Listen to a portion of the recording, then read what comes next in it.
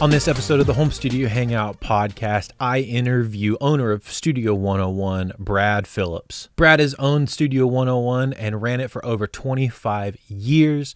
They just recently celebrated their 25th year, and we are super excited to bring you this conversation from the Studio 101 recording podcast, where Brad had me interview him as a series that we did where we interviewed all of the engineers at Studio 101, including myself. Me and Brad talk about the ups and downs of running a recording studio through a bunch of financial and economic crisis. We talk about the technological advances over the years and how he's had to pivot a lot over the course of the 25 years of the studio. And we get his thoughts on AI in music, and what does that even look like for songwriters and producers going forward. We hope you enjoy this conversation, and if you enjoy it, go check out some of the other conversations on the Studio 101 recording podcast. Links will be in the description for that.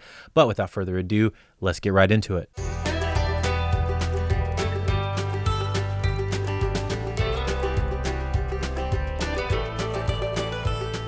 Welcome back to the Studio 101 recording podcast. I am not Brad Phillilps, but I am sitting across from Brad Phillilps. I am Andrew, your host today, and today Brad has been so kind to be interviewing all of us, the other engineers, in the past couple episodes. And today, Brad's on the hot seat. He's going to get grilled today by me, the other podcast guy. Yeah, right. So, Brad, how are we doing today? Doing well, man. You've talked for many hours today. This is weird to be like revert. This is like role reversal weirdness. You've been here for 4 hours. Yeah, I know.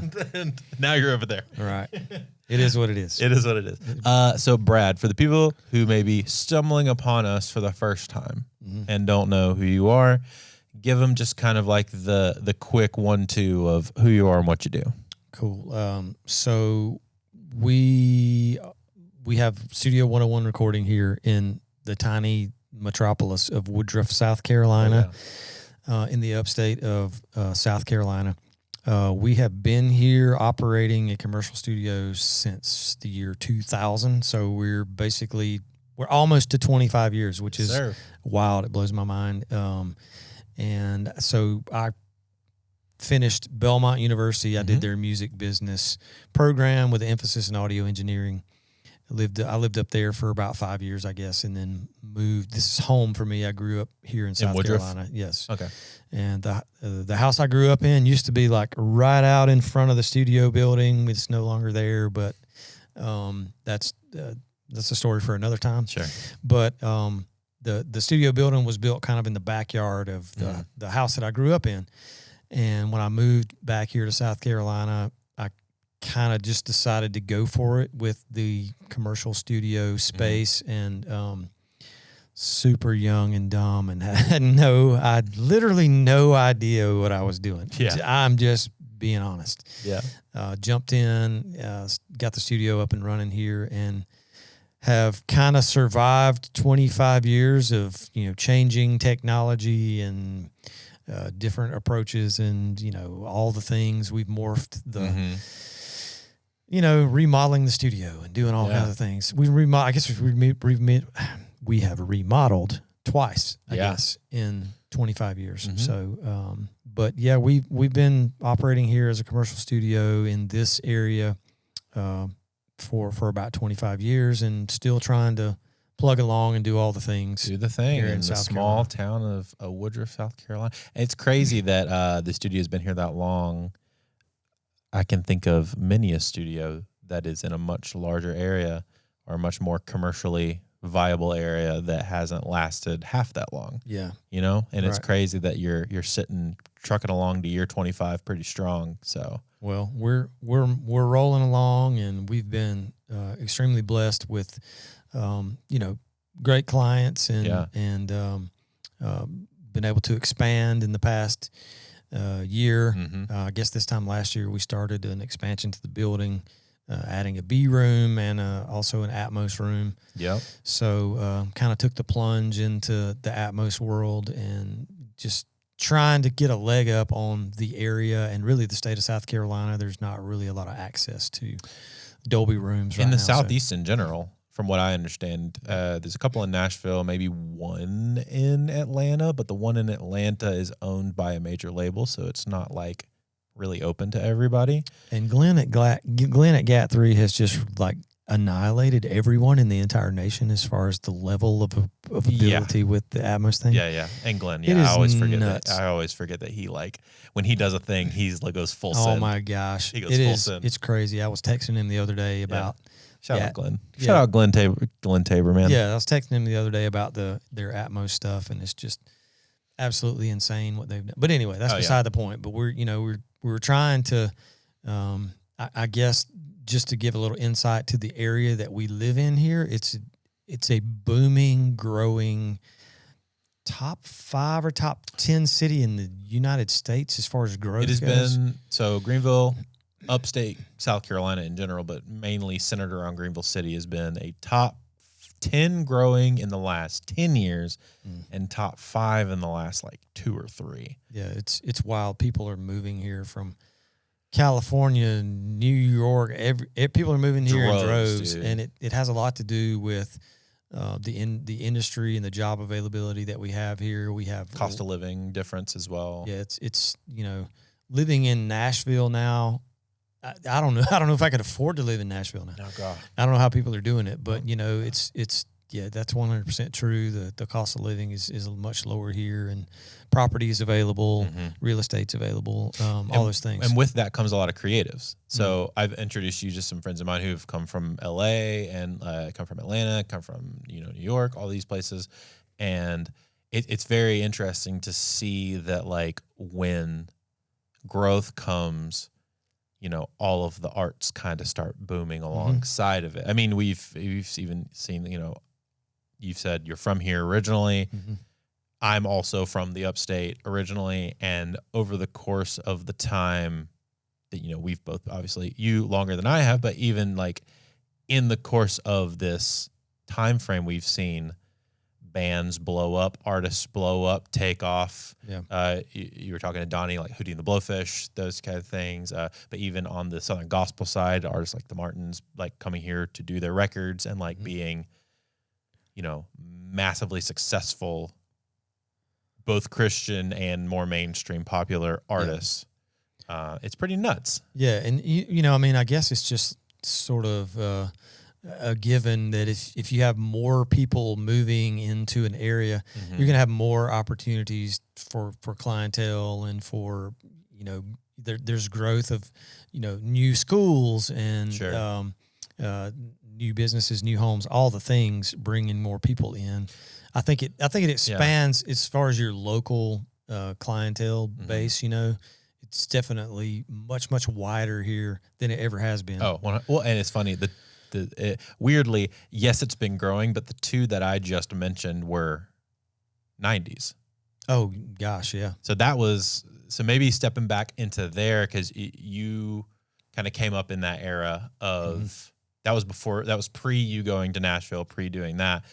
What was your early experience in recording studios with some of maybe like your mentors in the early years? Yeah, I had an opportunity on several occasions to sit in on some live band tracking sessions and stuff that were going on at Mark V Studios, which was used to be located on White Horse Road in Greenville, and it had actually sort of set itself up as one of the premier studios kind of in the southeast-ish region, The Huffman brothers had built Mark V. I can't remember the year, but I believe it was in the 60s. And that was also unheard of at the time. There wasn't there were not any studios in this area of South Carolina at the time. There were rarely studios out in the 60s outside of a major A-list city. Right. So, that the history of that particular studio and being able to sort of be a fly on the wall in those sessions with Eddie Howard, who was the house engineer there. There was a Neve console that was in there, 2-inch tape. The room was tuned like perfectly. It was just a really, really great. The tracking, I can't remember the dimensions of the tracking room over there, but it's huge. Parquet floors. Just being a 13, 14-year-old kid who was interested in playing guitar and possibly being involved in the recording world. And having people that were willing to say, hey, this little snot-nosed kid that doesn't know anything, it might be interested in, the recording world. Hey, let's bring him in, let him hang out, check out what's going on, and see how all of this works, and get a view of like what it takes to make a record at that time. I am super thankful to all the people that allowed me to just come in and, take up a space in the studio at the time, just to be able to understand and learn kind of what was going on, how things worked at the time. Sure. Yeah. And so now from there, you got the bug, basically. Went to Nashville, did your schooling. And we did a whole episode already where all of us, stuff, about the school stuff. So we don't need to necessarily get into that, but you guys can go back and check that out if you want a more deep dive on the how we all feel about the education side of music stuff. But at the time that you went, it was very I won't say early Nashville, because it was pretty established at that point. It was, but early compared to what it is now, for sure. What was a big thing that you learned from being in Nashville at that time? So at the time that I was there, so basically 95 to 2000, 94, 95 to 2000-ish was, if you follow country music or care about country music, that was kind of the prime of the height, I guess, sort of the country music production world and labels and publishing companies. There was a lot of money being pumped through Nashville at that time. It was also, from what I remember, the crossover period. That was when country started crossing over into the mainstream charts. Alan Jackson said it best, "Gone country, man." Yeah, for sure. Well, and you had Keith Urban crossing over into rock pop country stuff, and then that era was the beginning of that. It was an amazing time to be in. Nashville is the music city, but any music city, Nashville was an incredible place to be at that point in time in history. Nashville was spending $500,000, $600,000 on a record for a brand new artist. That's crazy. That's absolutely nuts. And and knowing the fact that you're going to release a brand new artist and you're going to recoup all of that. They were confident. It was just going to happen. Yeah. They were printing money. Please don't, somebody's going to misquote me on this, but there's always exceptions. But the fact that type of budget was available for records at that point in time, that and perspective is, you might get a $50,000 budget for a record in Nashville right now, but that's probably stretching it a little bit. Yeah, it's not the same. It's not the same money, and it has a lot to do with the fact that physical CD sale copies were driving the business, every business. And the Hootie and the Blowfish thing, already mentioned, came along in that same time frame, and the millions of physical copies that they sold generated millions of dollars, where everybody was making their dollar. Or $1 million. Whatever that equates to. But just living in Nashville at that time, and going to Belmont. Belmont had a direct plug-in connection to the music industry. You could walk out the front doors of the Belmont Mansion onto Music Row and have an internship with Warner Records or Universal or whoever. You could get an internship there, or be an assistant at an Ocean Way, or any and all of those things were available at that time. Vortex, and the internship program was literally all of your free. You just gave it away for free. But the fact that I still have friends and people who were there that got a job from that internship, or now they're the job they got after they graduated led to now they're president of Sony. All the things that played out by, in my opinion, being trained to function in the music business in that era Mm-hmm. has helped sustain a lot of the businesses that are there now. Yeah. Without that generation of people that came through, I don't know what it would look like, to be real honest with you. But it's super different now. It's very different now. I mean, like when you're coming out of the music business program, and somebody's probably going to shoot me, but like when you're coming out of the music business program at Belmont now, it's not the same opportunity that was available, 30 years ago. It's just not the same opportunity. So I have a buddy who came out of the Belmont music program. He's a vocal tuner and assistant for a guy named Matt Huber, really big mix engineer, mixes a bunch of like Sony and like UMG artists and stuff. But him getting that job had nothing to do with the fact that he went to Belmont. Actually, everything that the reason he got that job was because Matt was a Nashville guy, and Tanner was just working with some of the artists that ended up going to Matt, and he prepped the sessions well. Yeah. And then Matt was like, "Do you need a job? Do you want to be my assistant?" Because he prepped a session well for him, and he was like, "Heck yeah!" Had nothing to do with anything. The fact that he went to Belmont never even came up. Yeah. And then another instance is a girl who went to Belmont for like a music business degree decided she wanted to be an artist. So she just became an artist, and it had nothing to do with the fact that she went to Belmont. Yeah.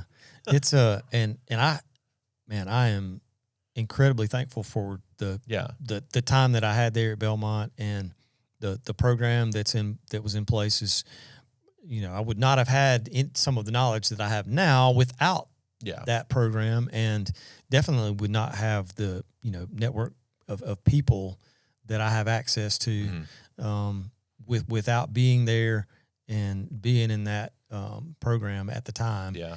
And but that period of time in Nashville was it was just amazing. I mean, it was really an amazing time to be an artist and a label and a publisher and a songwriter and all the things.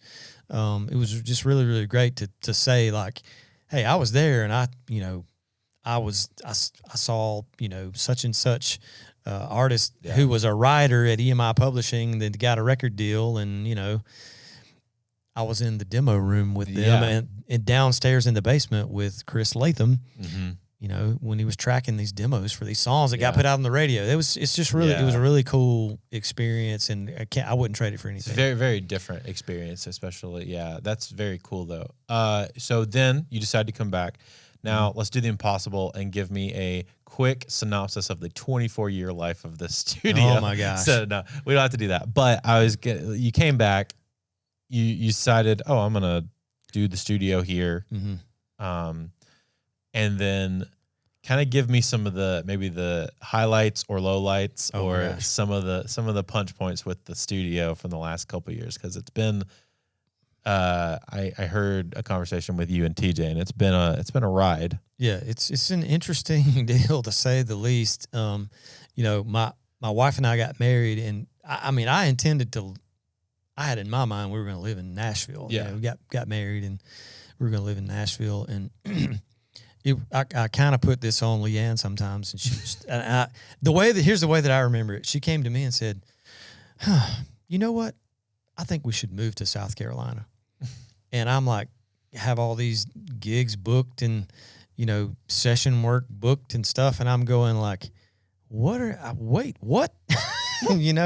And so it's kind of that, it kind of set in motion a lot of the decisions we make in our marriages. We're just like, this is what we feel like we need to do. So we're doing it. We're going to go with it. Yeah. Yeah. And so that's what we did. We moved down here, and the studio building was already here. My dad and my uncle and a good friend of ours, Dickie Brown, kind of put all this together, and it was like a man cave studio in the backyard of the house that was just right out the front door.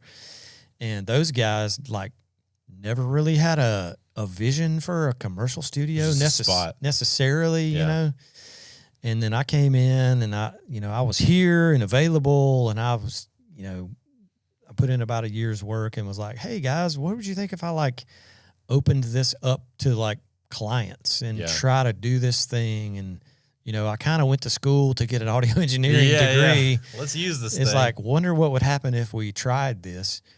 And man, I don't recommend that to anyone ever. If you're listening or watching, like, I don't recommend it at all. It takes a special kind of person to start. A special kind of crazy or weird. I don't know what it is. We're all insane, Brad. Something, yeah. We're all insane. And my wife has reminded me of that for a lot of years now. Oh yeah. But we started it, and we had a few people coming in, and we were making a little money, not a whole lot, and the hang up at that point was like, the clientele base was like super small here at that point in time, and the technology was changing. Yeah, we had ADATs, man. Like, we had ADATs and a Mackie. But in a 5-year period, you went from tape to ADATs to Pro Tools. I mean, basically, I think at one point we had. I'll try to remember the progression.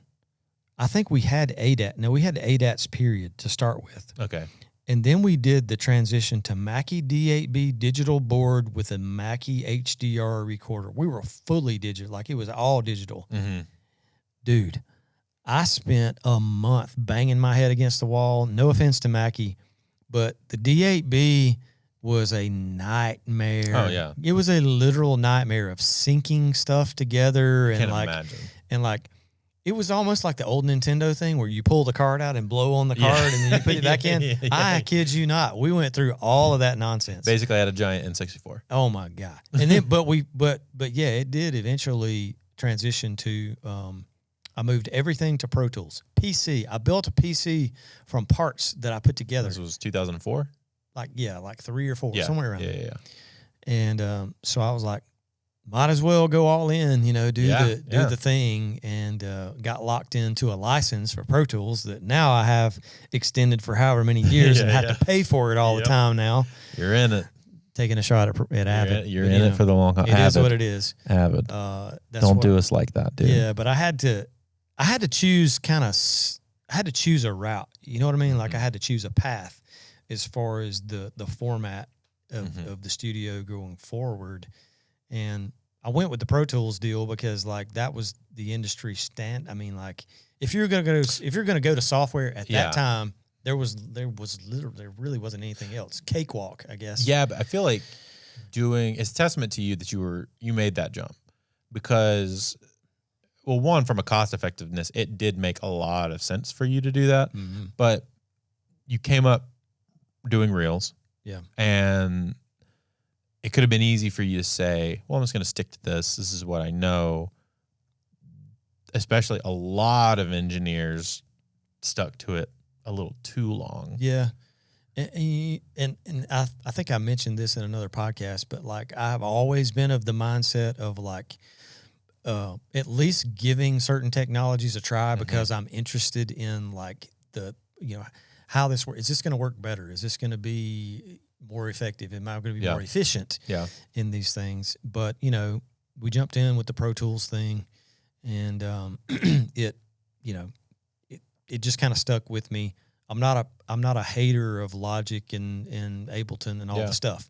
It just kind of is what it is. And we do a lot of live band tracking stuff here. So in my mind, the way it's laid out, it just makes sense to me. No, I understand. But anyway, so we plugged along for several years, and in the market crash and all of the financial crash of 2008, the studio crashed and burned along with it. 100% transparency.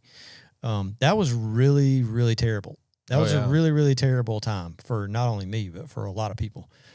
And it was the thing that almost actually put Greenville itself down for the count. Sure.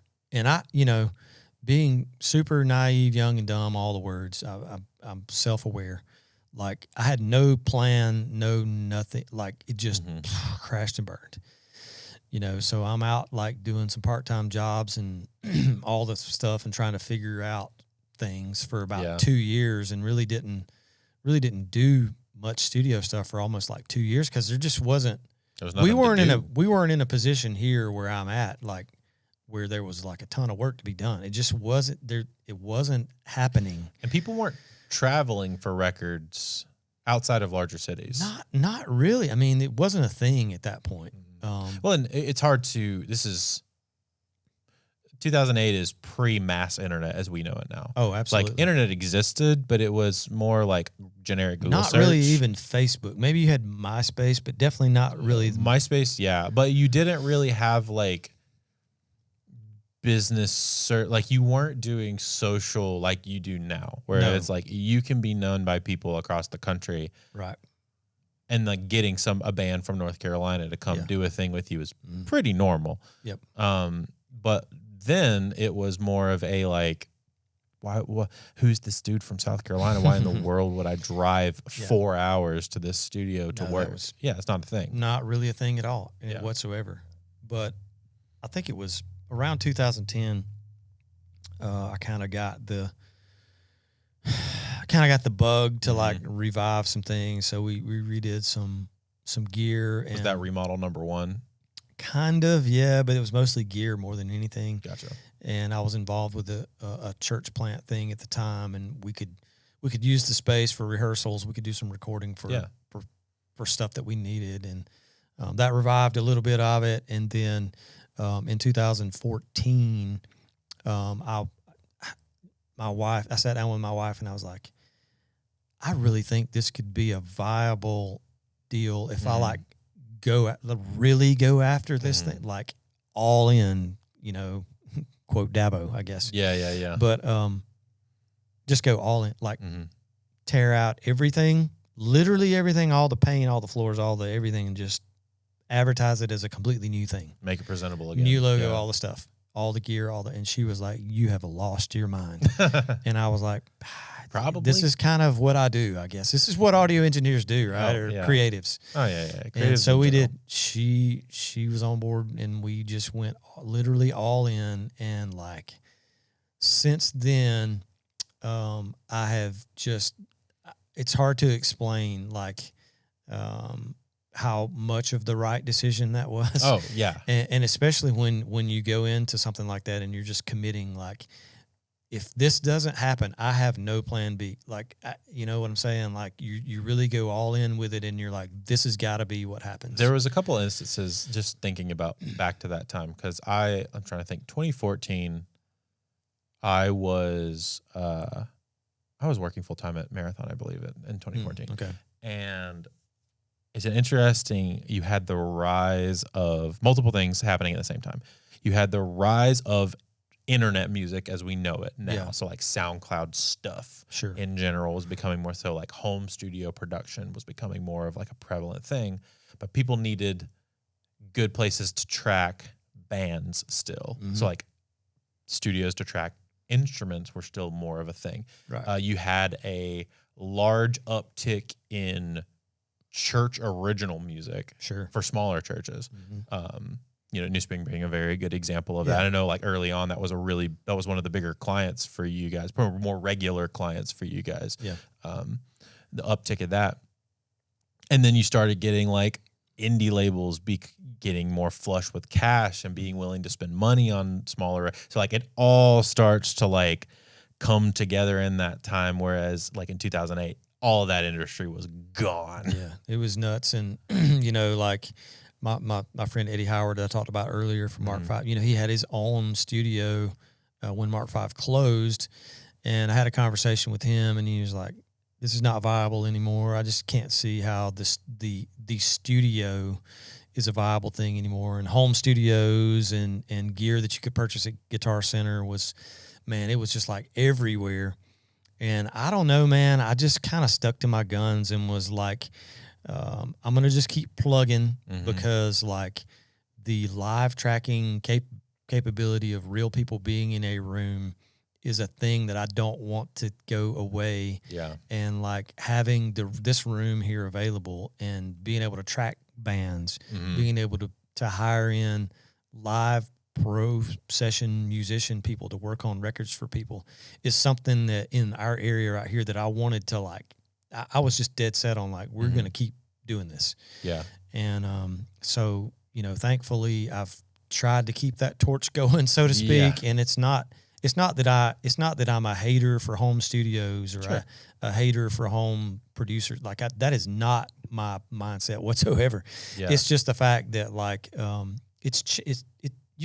I think both can coexist, and there's a setting for kind of what we do here, that we track live bands and live vocals and all the things, and then it's producers who have home studios a lot of times will call me, hey, we need to track drums at your place. Sweet, that's why the place is here. Exactly, that's the thing. Well, and there are certain genres that lean towards being all in the same room together. So, Private Violet's a really good example of a band that's like a pop band, but their sound necessitates like real drums, real bass, real guitar. Yeah. And then all the keys, and like we track the vocals here, but all the keys and stuff are programmed and done, at Reed's, Reed did it at his house. Yeah. But it all comes together in this like very jazz pop alt kind of way that you can't do. You could have technically do it in a home studio, but it would be way more complicated. Yeah. Right. Rather than just coming here and everything's just available. Yeah. And I guess sort of to kind of land the plane from your question, so to speak, is like the fact that, the way that we have this room set up lends itself to very easy, 12 mics of drum tracks, and communication between everyone in the room is just as streamlined. My brain has tried to figure out to be as streamlined as humanly possible, make everything easy as possible. Yep. But I guess the last thing that I'll interject, I guess, is the fact that like my vision for this physical building has always been to try to keep it a commercial studio space, like the old days, throwback to Mark V, whatever, however you want to look at it, in the fact that, there's like 5 of us guys who engineer from here, and we all kind of really specialize in different things. So when a client cold calls and says, I need a hardcore record, we got your guy, come in and track it. Here's the price. And that's what I wanted to keep alive here in the upstate of South Carolina, is a space that, hopefully it sounds really good. Hopefully we have the gear and everything that makes a project, just no matter if there's an outside producer coming in or whoever it is that's coming in, that we can give you a really great experience from a commercial studio side of things. And we want to serve the client super well. We want to serve the project super well, and thankfully have been able to keep that going. With the expansion, we added the Atmos room, which is a entirely new technology. We have a whole other podcast on that, but just kind of the vision coming out of my head and trying to see it come to fruition.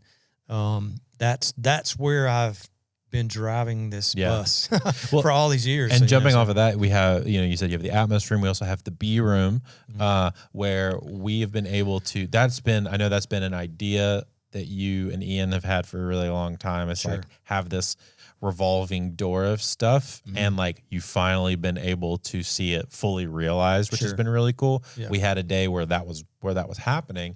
And if a client is like, we want to knock out a bunch of songs, and it's like an artist and a band or something, you have like the players in here knocking out stuff, somebody editing, and then Ian over here like getting the session from you, going over and tracking vocals while the band is continuing to work on other projects. And it's this nice like revolving constant thing. And an artist is able to walk in with nothing and walk out with well-tracked, rough mix, ready to go a lot of the times out the door. Close, pretty close to like a good mix coming away from that.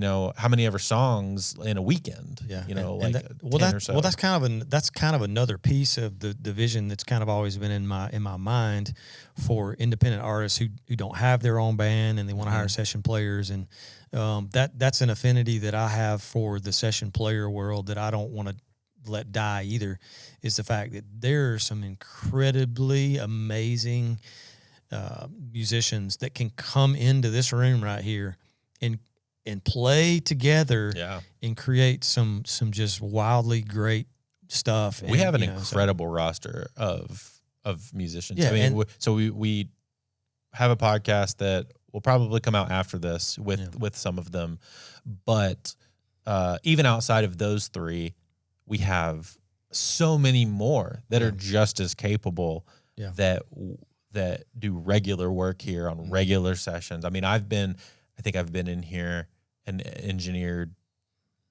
a ton of sessions, and I don't think I've ever seen the same configuration of guys. Yeah. And it's, I think I've mentioned this before, but I'll reiterate this fact that like I believe with all my heart that where we live right here is a tiny little anomaly of hidden gems of musicians and production, creativity, and all the things. And I've kind of joked with my friends that live in Nashville and do the Nashville thing, like, hey guys, like, we got kind of a cool thing going down here, and it's like, you can believe me or not, but like I have access to some like really heavy hitters that like do session work that live within 35 minutes of here. And they're driving to Nashville because your guy booked them, but they live here by me, and they can be here to my place in 35 minutes, and which charge you half the cost because they don't have to drive forever. Yeah. And it's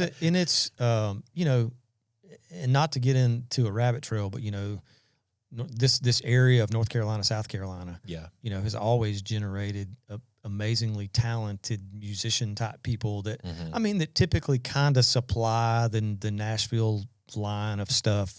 There's obviously many genres of incredible musicians from this area.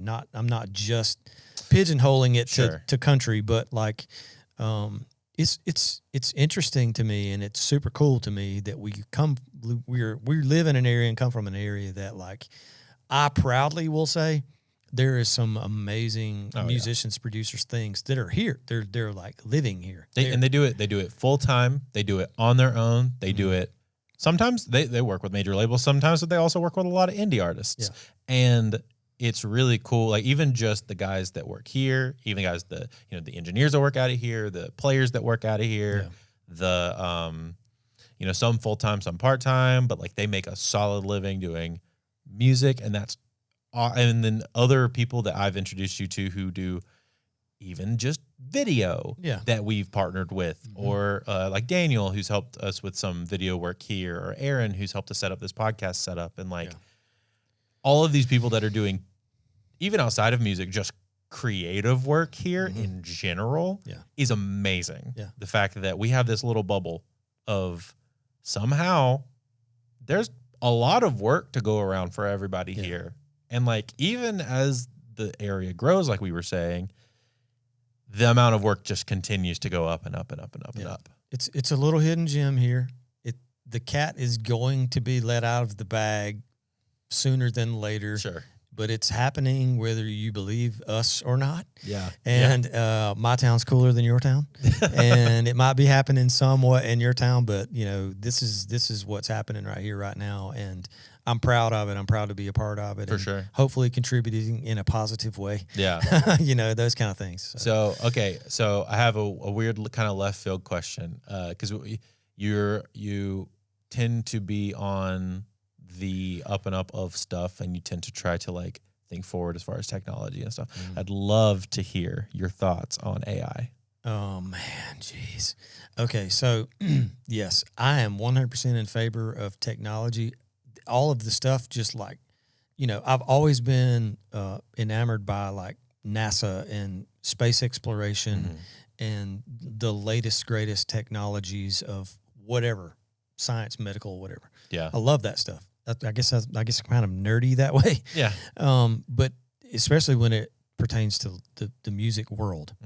The only thing that I will say that worries me a little bit is the fact that if at some point AI is, powerful enough to replace all of us that do what we do creatively, that's like not the greatest position to be in my point of view. And like, there's been some singles that have been released recently with AI generated vocals of, artists that are not alive anymore. All of those things. Some of them are flipping hilarious. Yeah. Like, all of There I Ruined It guys. There's a plug for the There I Ruined It guys. Those things are crazy hilarious to me. Yeah. And I will watch and listen to those things all day long. They're very funny. Or the SpongeBob and Plankton metal or hip hop songs. Oh my gosh. Those are so amazing. funny. But I guess my but is when you basically have a performing artist who doesn't exist, it creates a whole weird question of lots of things, and I'll try to condense it. But like, who gets paid off of that? Like, are we paying AI and Elon Musk and whoever, Google? Like, who's getting paid royalties off of a vocal from somebody that's dead? Like, who makes all that? If they don't have an established like some people have like established what's the term? Like the people that own their music in perpetuity. I understand. Like Elvis has the people that foundation or whatever, the propriety of that stuff. Yeah. But if they don't have that in place, like, and a lot of people don't, because a lot of people never got that big. Yeah. Well, then take any famous person out of the equation, and you've created a voice that never existed before out of the AI thing. Like, is that artist like real? Like, I don't know, man. How do you establish like who that belongs to? Yeah. Contracts, agreements, as far as, publishing royalties, blah, blah, blah, blah, blah. Like, it creates so many weird questions for me. Yeah.